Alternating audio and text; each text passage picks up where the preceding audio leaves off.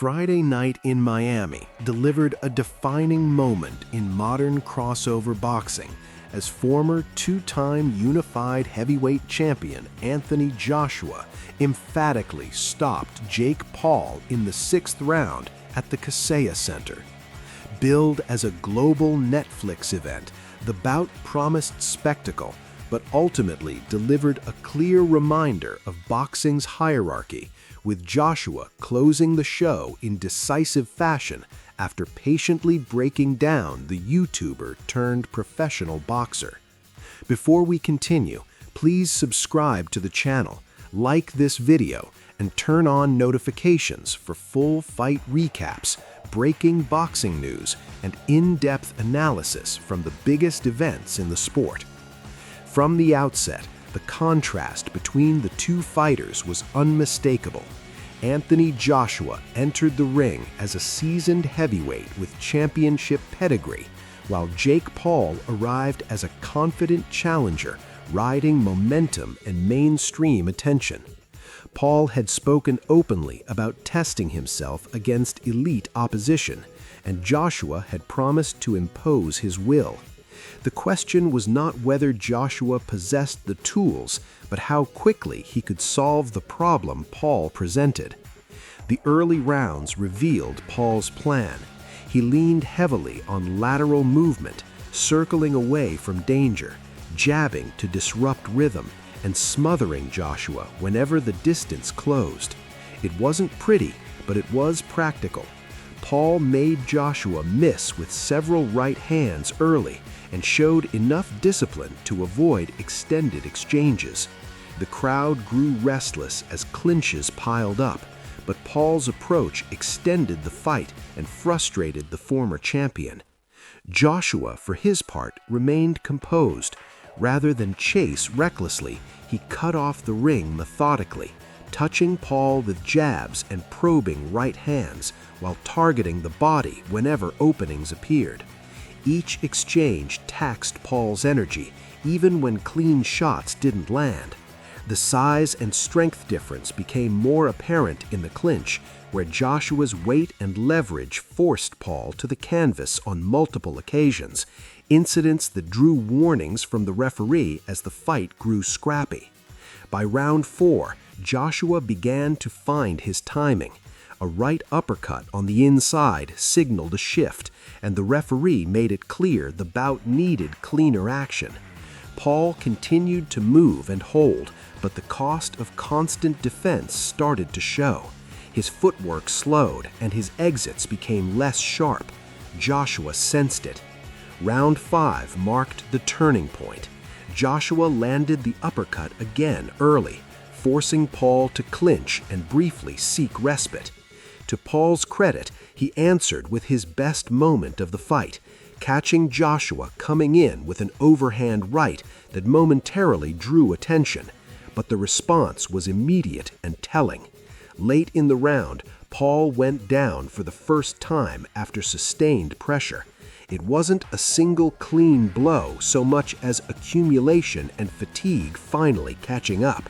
Moments later, Joshua dropped Paul again with a right hand. Paul beat the count and survived the round, but the momentum had decisively swung. Joshua's confidence grew and his pressure intensified. The veteran had read the pattern, adjusted, and closed the space. The 6th round delivered the conclusion many expected, just later than predicted. Joshua opened with a crisp right hand left hook combination, then followed with a heavy right hand that sent a visibly tired Paul to the canvas. Paul rose, but his legs betrayed him. Joshua pressed him to the ropes, cut off the escape, and detonated a short, brutal right hand that ended the fight.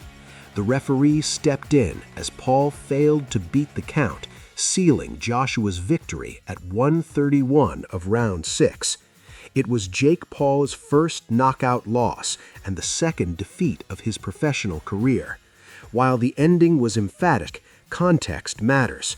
Paul survived longer than some of Joshua's recent opponents, including established heavyweights. He executed a defensive game plan that extended the contest and forced Joshua to work. But survival alone doesn't win fights, especially at this level. For Joshua, the performance was instructive. Returning from a 15-month layoff and his loss to Daniel Dubois, he didn't rush the finish. He accepted early frustration, trusted his fundamentals, and applied pressure until openings appeared. Post-fight, Joshua was candid about the showing, acknowledging it wasn't perfect, but emphasizing that the objective was clear: close the distance and inflict damage. When the moment arrived, he delivered. This win carries significance beyond the result itself. Joshua reasserted his authority, reminded the division of his power, and demonstrated composure after adversity. It also reopened conversations about marquee matchups. In his post-fight remarks, Joshua called out Tyson Fury, framing a potential clash as a defining event for the era.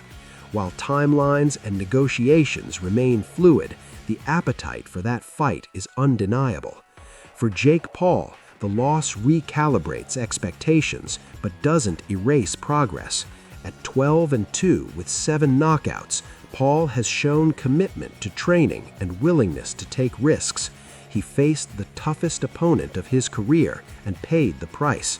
In the aftermath, Paul remained upbeat, reiterated his intention to continue boxing, and spoke openly about taking time to recover before returning with long-term goals intact.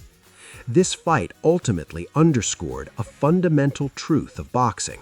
There are levels. Athleticism, confidence, and preparation can carry a fighter far, but experience, conditioning, and elite power define the ceiling. Joshua operated comfortably on that higher plane once he found his rhythm.